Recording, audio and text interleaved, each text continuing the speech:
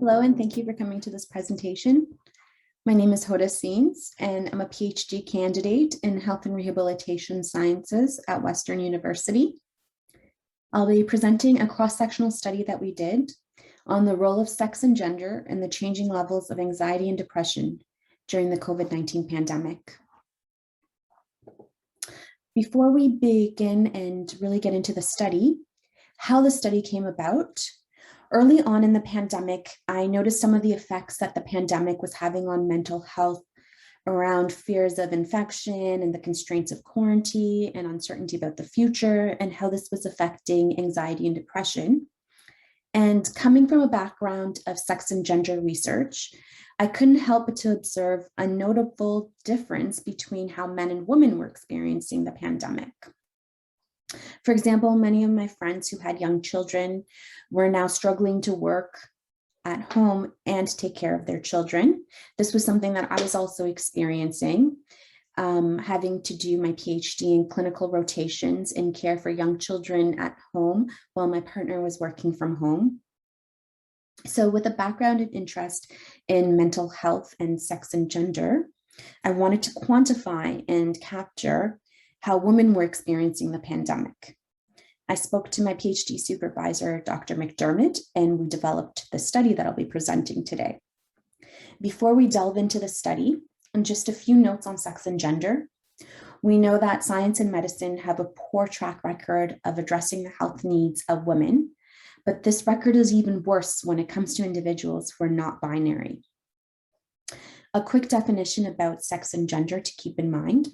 Sex typically refers to biological differences between males and females, whereas gender includes the influences of environment and culture. So far, mental health studies during the pandemic that have looked at or analyzed sex or gender have conflated the two, and they failed to include those who are not binary. What we aim to do with our study was to look at the levels of anxiety and depression and how those have changed among individuals of various sex and genders. We developed this study as a cross-sectional survey to be conducted in English online. We devised this survey with demographic sections, mental health questions, and home life section that included questions on unpaid work and family responsibilities. And we combined standard skills with survey-specific questions. The study was approved by Western University's Health Sciences Research Ethics Board in June of 2020. And we conducted the survey online between June and August of 2020. We used social media sites, WhatsApp groups and listservs, and community websites such as Kijiji to recruit participants. We had 3 inclusion criteria, which was that participants had to be at least 18 years of age, they had to be able to read and respond in English, and that they could provide informed consent.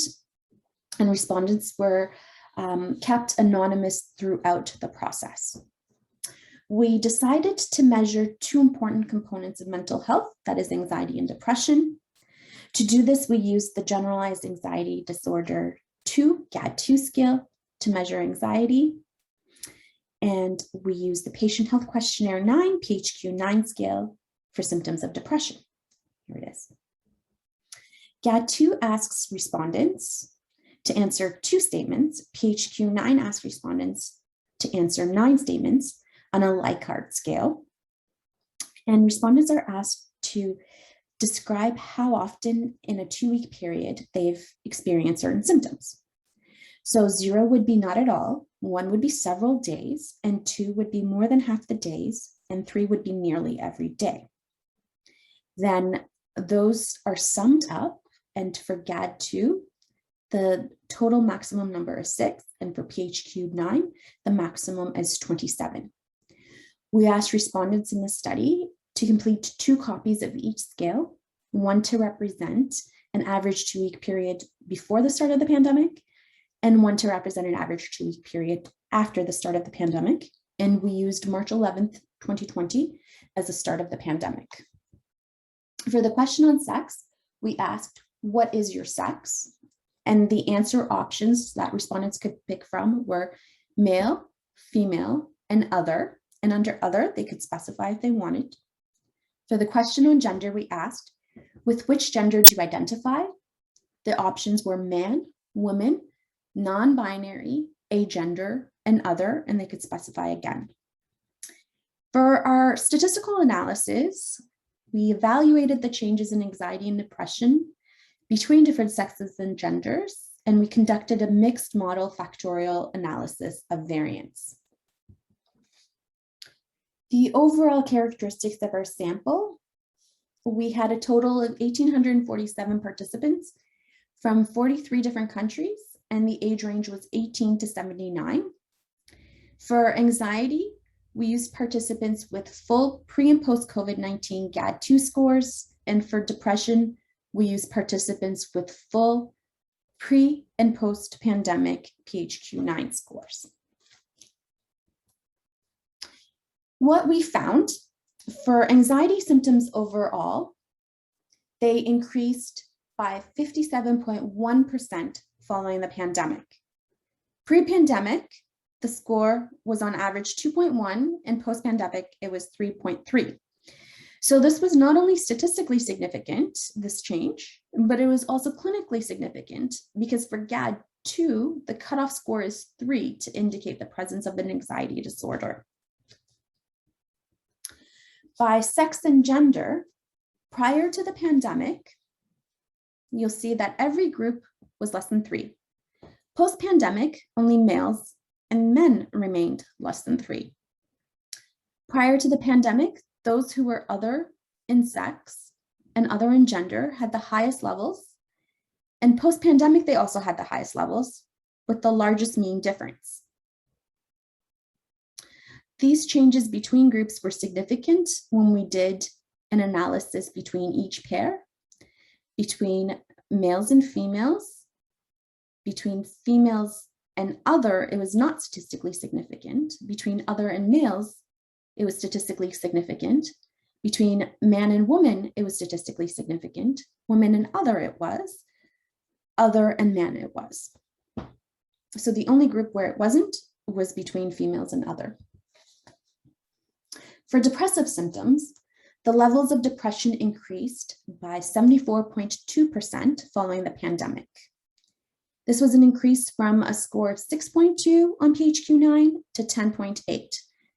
Again, this was not only statistically significant, but it was clinically significant because on PHQ-9, the cutoff of 10 indicates requiring treatment for depression. By sex and gender, we had similar findings where pre-COVID, everyone, but in this case, other, had less than 10. Post-COVID, males and men remained under 10. Prior to the pandemic, others had the highest levels. Post-pandemic, they had the highest levels with the largest mean difference. Females and women here had the largest percentage change. And when we analyzed by pairs, every group in sex and every group in gender was statistically different. Here are graphs to visually see the breakdown of anxiety by sex and gender. Sex, gender, and depression here by sex and gender. Just like to point out something about sex and gender diverse respondents in the survey. For gender, we combined agender, non-binary, and other into one other gender category to increase the power for the analysis. In other sex, we only had 8 respondents and no other categories to combine with. Although the sample might be small, we felt that it's important to keep this result and to keep it distinct in our findings. This group is often marginalized and ignored in research, and ethically, we felt that we needed to keep this group as a separate and distinct category. At the end of the survey, respondents were asked to fill in comments about how they were feeling. I randomly pulled a selection from a diversity of genders, and I'll just read a few of the excerpts for you here. A 59-year-old woman said, "The pandemic has been difficult socially. Having to social distance feels isolating and not the norm. A 40-year-old agender person said, "My pulse has been above 100 beats per minute the entire time. Going out to get groceries or any needed item results in a full panic attack." A 36-year-old woman said, "It's been extremely difficult to manage school for my 5-year-old and take care of my toddler and also work on graduate work full time." A 31-year-old man said, "I'm a resident physician and healthcare system has not been the same since COVID-19. Also, many physicians have quit or on a long leave, and shortage of physicians make things quite difficult." A 36-year-old non-binary person said, "The social isolation is horrible. I haven't been able to see my family or friends. My best friend's daughter tried to kill herself last week because her mental health deteriorated so much."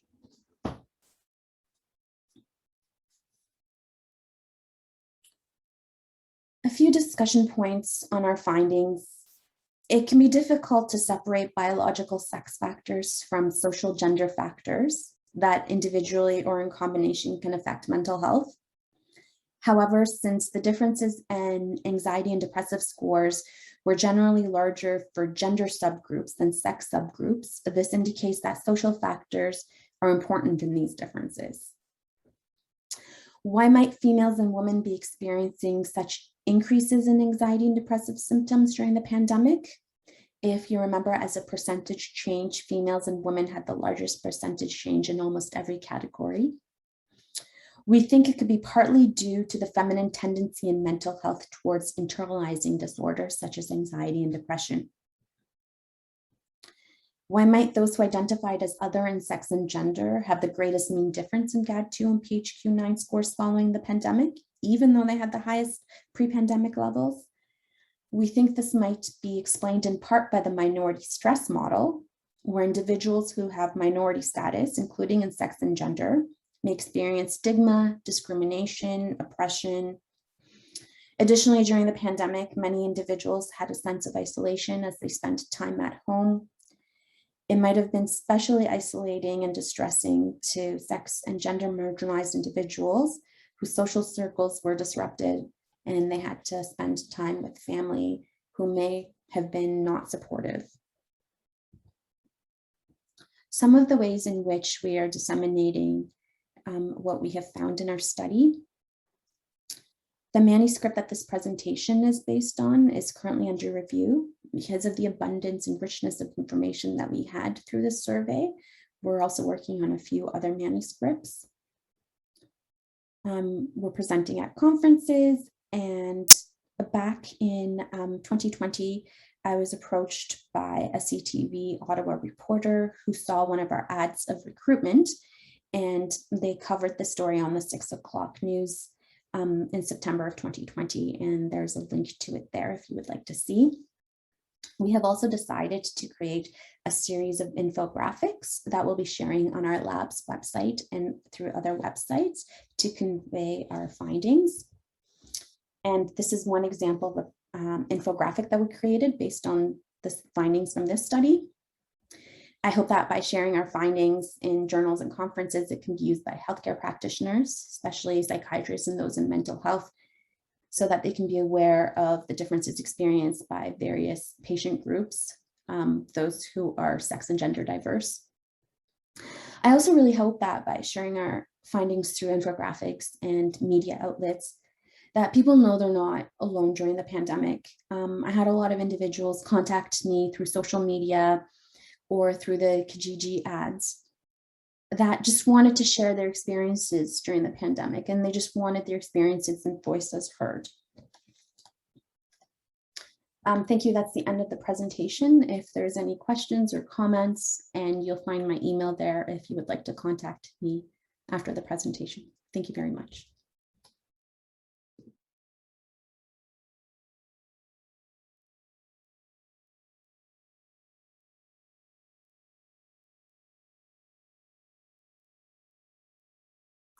Hello, everyone. Today I'll be talking about the research on the pandemic's effect on social isolation and resilience among older adults living in the London community.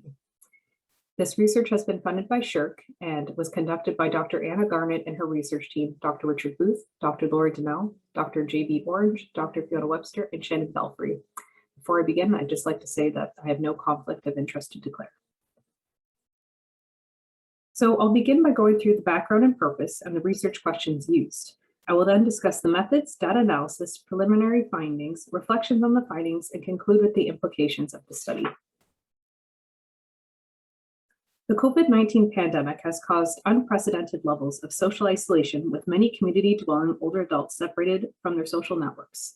Social isolation impacts older adults' well-being, resulting in sleep disturbances, depression, and increased levels of fatigue, among other negative outcomes. Over time, the effects of social isolation can result in increased frailty, declining cognitive function, physical deconditioning, and increased visits to mortality services such as physician visits. Previously, recent pandemics have impacted mental well-being.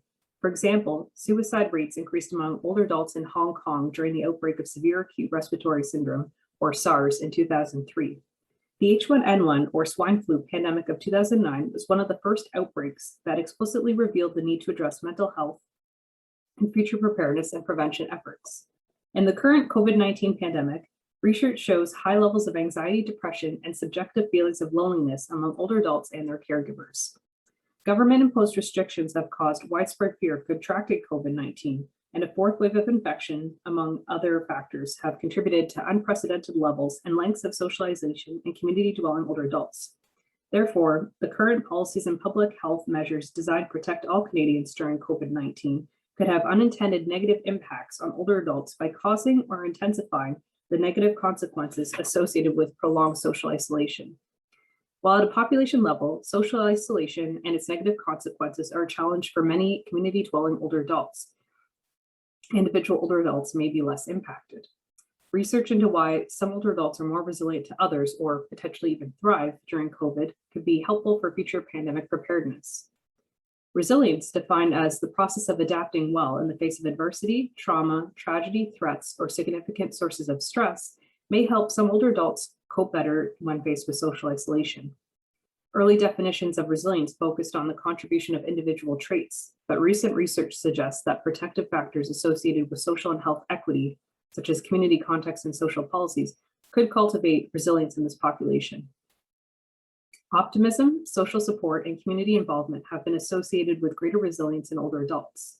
However, we do not know whether intersections among individual-level protective factors and factors relating to health and social equity, such as digital health literacy, that is, facilitating access to supportive online communities, contribute to the well-being in the context of prolonged social isolation. Further research into resilience in community-dwelling older adults impacted by COVID-19 could help governments, community agencies, and researchers to support older adults in meaningful, evidence-informed ways during the current pandemic and potential future pandemics. Thus, the purpose of the study was to identify the multidimensional features of resilience of older adults who experience social isolation in the context of the COVID-19 pandemic. The research questions used were: what are the self-reported factors that have supported older adults' resilience in the context of COVID-19 during social isolation? And what are the intended and unintended outcomes of government policies that have restricted in-person engagement on perceived social isolation in community-dwelling older adults? A qualitative descriptive study was used to capture the rich descriptions of experiences or events from participants, which allowed the researcher to remain close to the data throughout analysis. Study participants were invited to participate via Zoom or by telephone in in-depth semi-structured interviews to explore their experiences with social isolation during the pandemic. Interviews included questions about how older adults had experienced mandated restrictions on social gathering and how they had coped with social isolation during COVID-19.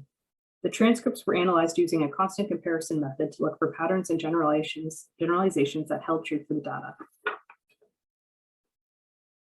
The participants were recruited from the Canadian Centre for Activity and Aging in order to reach community-dwelling older adults during the pandemic. The Canadian Centre for Activity and Aging provided access to a diverse group of older adults living in the area. The inclusion criteria required participants to be an older adult at least 55 years of age, and they had to speak English. I was able to recruit 19 participants from March to April 2021. Their age ranged from 64 to 90 with a mean of 74.8 years. There were 15 females and 4 males. 11 married participants, 5 divorced or separated, 2 widowed, and 1 single participant. Most had post-secondary education, and 4 participants had graduate degrees. 7 participants engaged in faith-based practices.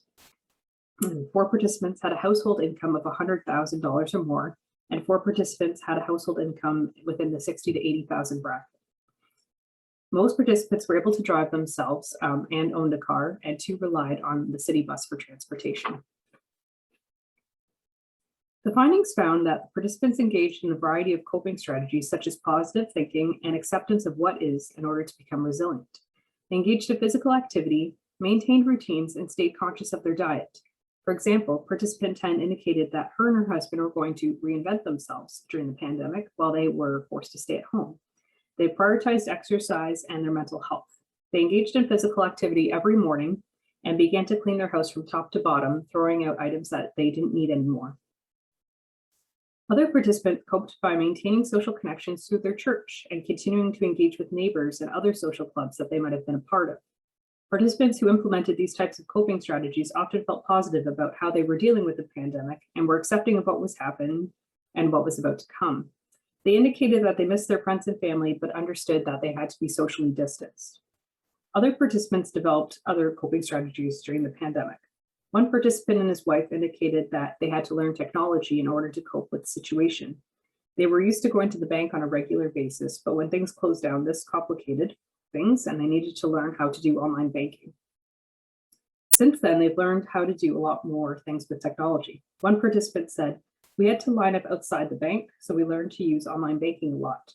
We learned technology. I think that's one of the interesting things about COVID. You're more dependent on technology." Some participants saw COVID as an opportunity to try new things. One participant explored some new trails in London with her husband and had mentioned they had never seen a turtle hatching in London before and might never had if it weren't for the pandemic. Many participants were grateful for what they had.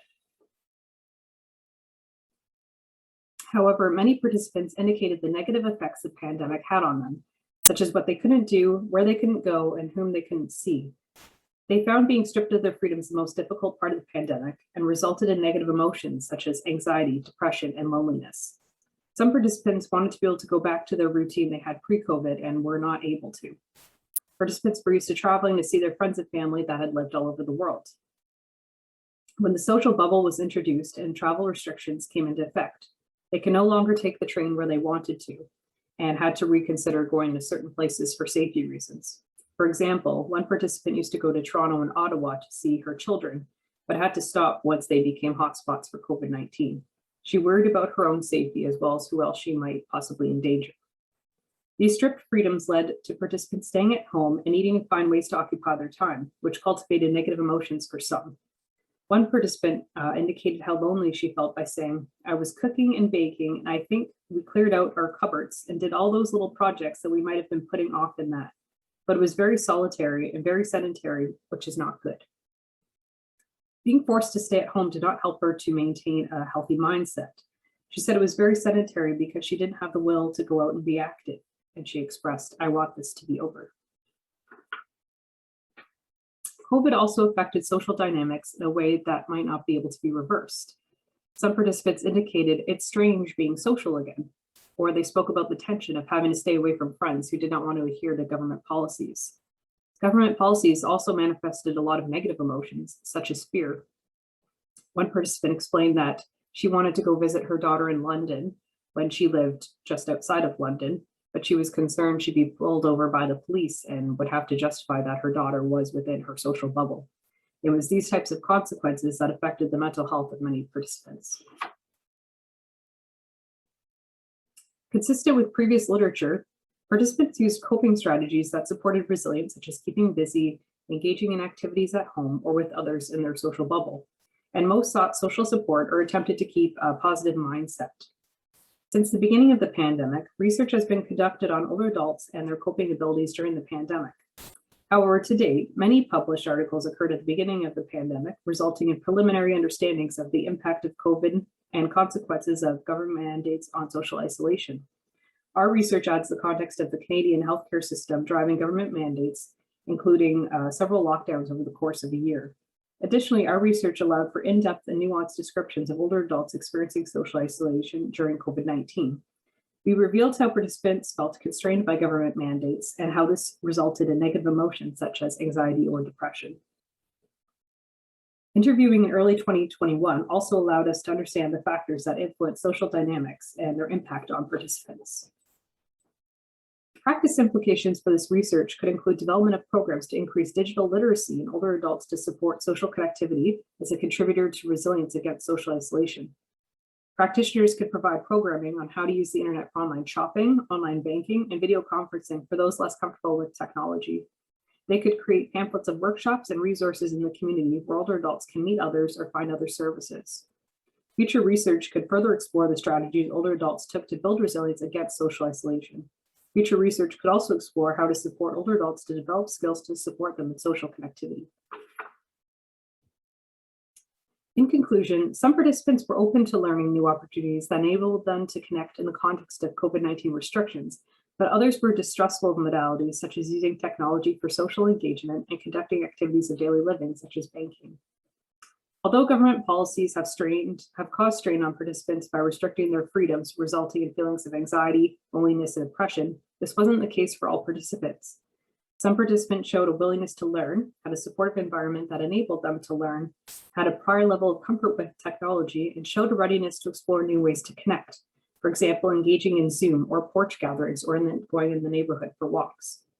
Future research can use this information to find ways to further pandemic preparedness for older adults living in the community. Thank you very much.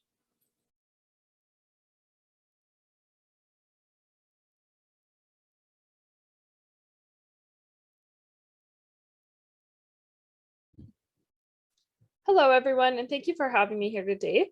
My name is Hannah, and I'm a registered nurse and a student at Western University. Today, I will be presenting on behalf of my co-authors on our research entitled Social Connectivity Between Family Caregivers and Older Adults Living in Long-Term Care Homes in the Context of COVID-19. I would first like to acknowledge the family members in this study and thank them for their participation. I would also like to acknowledge the Family Councils of Ontario and the long-term care homes that helped facilitate this research. And finally, I would like to thank Western University for funding this research. So today I will start off with some background leading into the knowledge gaps and purpose of this study. I will then discuss the methodology and methods, the study results, strengths and limitations, and finally the implications for mental health. So the COVID-19 pandemic has led to major disruptions in healthcare delivery. Research has shown that older adults living in long-term care are more vulnerable to the effects of COVID-19 due to their increased likelihood of comorbidities, decreased physiological reserves, and challenges in communicating symptoms. For example, 80% of all reported COVID-19 deaths during the first wave occurred in those living in long-term care homes. This is a clip from a recommendation from the Ministry of Health. So in early March 2020, directives came from the Minister of Health limiting visitors to long-term care homes to only those of older adults who were terminally ill. Due to the unknown nature of the coronavirus and no vaccine available at the time, visitors were restricted to protect the physical safety of older adults living in long-term care homes. It is known that the prevalence of loneliness in older adults in long-term care was twice as high as those residing in the community prior to COVID-19. This was due to their already low levels of social engagement and poorer health.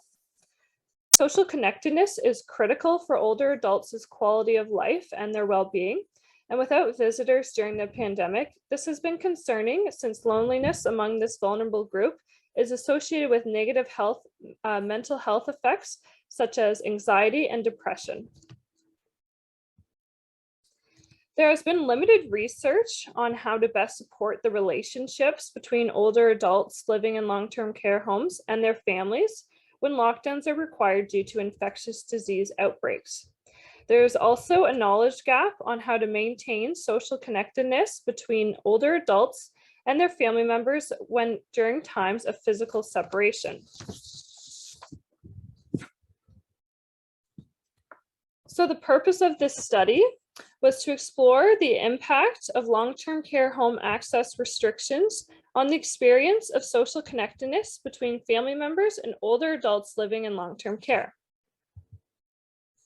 The methodology used to guide this study was exploratory qualitative description. This was due to its ability to provide a comprehensive and rich description of participants' perspectives and experiences, specifically in this case to understand the impacts of restrictions on familial support. So qualitative description research sample sizes vary based on the nature of the phenomena.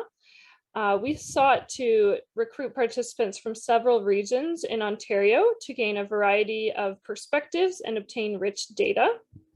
Participants could enroll in this study if they could read and speak English, and they have or had a family member living in a long-term care home during the pandemic.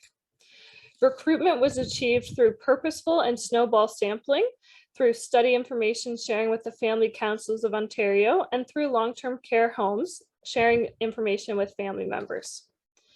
In-depth semi-structured interviews were conducted between November 2020 to January 2021 through either the telephone or Western Secure Zoom. And this study coincided with the second wave of the pandemic, where public health restrictions were being reintroduced after the summer, where restrictions were lessened. Participants were given a $25 gift card in appreciation. Data analysis was done through inductive qualitative content analysis and facilitated with in vivo 12. And critical feedback was given by all team members to enhance analysis and integrity. This slide shows some of the key demographics collected from participants. The majority of participants identified as female over the age of 60, who were the adult child of an older adult living in long-term care. So I'm going to go into the themes now. Some of the main themes are just alive, lack of connection threatens mental and emotional health, navigating trust in the unknown with the sub-themes, communication and connection to care in the home, grasping for more, lack of contact means lack of control, and separate when together, navigating safety requirements. And the last two main themes are the invisibility of family members and technology, a valuable asset, but not for everyone. So the theme, just alive, lack of connections threatens mental and emotional health, speaks to the observed declines in older adults' physical and mental state noticed by participants. Participants noted the accelerated disease progression, depression, anxiety, and other impacts their older adults in long-term care homes have suffered during the pandemic. And they believe that this directly stems from a lack of stimulation, social connections, and love from family. There was a lot of concern over the increased number of older adults requiring pharmaceutical interventions within the homes and how easily this could have been avoided by maintaining social connections. Overall, family members noted that these older adults prioritize quality time over quantity of time, and that the government and homes were wrong in prioritizing physical health over mental and emotional health. And one participant here says, for people in long-term care, it's not about the quantity of time they have left, it's the quality of time they have left. I said to my mother, if it was a difference between you living a longer time or having us in there, what would you prefer? She said, well, I prefer to have you in here. So the next theme, navigating trust in the unknown, contains three sub-themes. The first, communicating and connection to care in the home, grasping for more. Participants frequently discussed concerns surrounding communication. Families relied on the homes to provide information on the well-being of the older adults. However, communication was infrequent and often very impersonal. Even when families did receive calls, it was often just to share bad news. Families would have appreciated more frequent updates to ease their minds. In addition, communication around visits were seen as a challenge. Often staff would call via telephone or virtual platforms randomly without families being aware or prepared. leading to them often missing these precious moments. Finally, not only were the homes lacking in communication, but the communication shared by the Ministry of Health were often very confusing and at times contradicted what the homes were doing, causing a lot of distress for families. One participant said, "So I'm reading the government communication saying, yes, you can go in, and the home saying, no, you can't, because we have a potential outbreak." The second sub-theme, separate when together, navigating safety requirements. Participants discussed the various safety requirements and the difficulty they face navigating these. This made it extremely difficult to maintain close relationships. Personal protective equipment, testing, types of visits, scheduling, and more were challenging.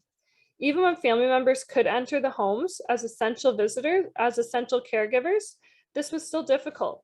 Having to wear full PPE acted as a barrier to meaningful connections. And one person said, "You never see a smile because you don't see the person's face. And she hasn't had a hug. I'm not allowed to hug her. I can't take my mask off, so just the emotional distance." And finally, lack of contact means lack of control. Prior to COVID, family members were entering long-term care homes and provided substantial care and social engagement to older adults. During COVID, without being able to enter the homes to oversee and provide essential care, family members had a hard time trusting that the older adults were being adequately cared for. Family members had concerns around the quality of care, safety, and infection control practices. Another participant stated, "And you basically had to turn everything over to them. There was no choice. So you had to trust and rely on them to take care of your loved one and do their job. And for me, that's hard." The next main theme, the invisibility of family members. Data from interviews show that family members have suffered mentally and felt as though their needs were not prioritized. The experience of being physically separated from their family member, being unsure what was happening in the homes, and hearing disturbing stories in the news led to fear and experiences of trauma. The constant worry that the older adult living in long-term care would die of COVID alone was unbearable. Though they understand the significance of the lockdowns to protect those living in long-term care, they felt as though the homes and the government did not acknowledge them or their needs. The family members said, "But when things started getting really bad around us, like at the 2 other care homes in the community and in Ottawa and everywhere, I was fearful that, my God, she's going to get it. She's going to die alone in bed, in a diaper, not fed, not looked after, nobody to see her." And finally, the last theme, technology, an asset, but not for everyone, speaks to the advantages and disadvantages associated with technology use during the pandemic. Many family members were thankful for the technology that allowed them to see their family member and check on their health and well-being. However, families felt that these virtual visits could not replace in-person connections. There were many challenges with technology, such as older adults' hearing, visual, and cognitive issues that prevented them from having a meaningful visit. This led to family members feeling as though the visits were of more benefit to them rather than to the older adult living in long-term care. In addition, family members recognized the importance of having staff present to facilitate the visits. Staff were critical for not only successfully utilizing technology, but also for emotional support for the older adults and for the family members, as these visits could become quite emotional. And I have a couple quotes here. "For the families, you get to see your loved one and see if they lost weight, if they have bruises, if their teeth look clean, if their hair looks like it's been washed any time in the last few weeks, if they're dressed appropriately in terms of like cold, warm, whatever." And another here says, "And obviously the personal connection is gone. There's only so much you can do over the phone, so it's really hard." I'm just going to touch on some of the strengths and limitations of this study. So one strength was that participants came from various regions of Ontario, contributing to the richness of the data. And a couple of limitations were that the majority of participants represented a parent-daughter relationship, limiting the perspective of other relationships. In addition, most participants represented long-term care homes that were significantly impacted by the pandemic, limiting the experience of others who may not have been hit as hard. And finally, I'm going to touch on some of the implications of this study. So this study showed the painful experiences of older adults living in long-term care homes and their family members during the COVID-19 pandemic. Participant stories showed the detrimental impact physical separation has had not only on older adults, but also on the family members, and the importance of recognizing them and promoting their mental health. Essential caregivers are a step in the right direction to properly supporting social connectedness during lockdowns. Simply seeing family members as visitors devalues their importance. This shift to essential caregivers is in line with the findings of this research study. In addition, the study shows the many benefits and disadvantages of using technology. These findings highlight the importance of practicing caution when using virtual technology with this vulnerable group. In addition, it shows how heavily technology was used during the pandemic and relied upon, and that proper resources are required to enable the staff working in long-term care homes to properly use technology to support social connections. And future research should explore the ways that essential caregivers could be incorporated within long-term care homes during lockdowns to find a balance between physical safety while still promoting and emphasizing the importance of mental health. Developing and implementing practice guidelines regarding this will assist staff working in long-term care to provide quality care. Thank you very much for listening, and I wish you all the best in the rest of this conference.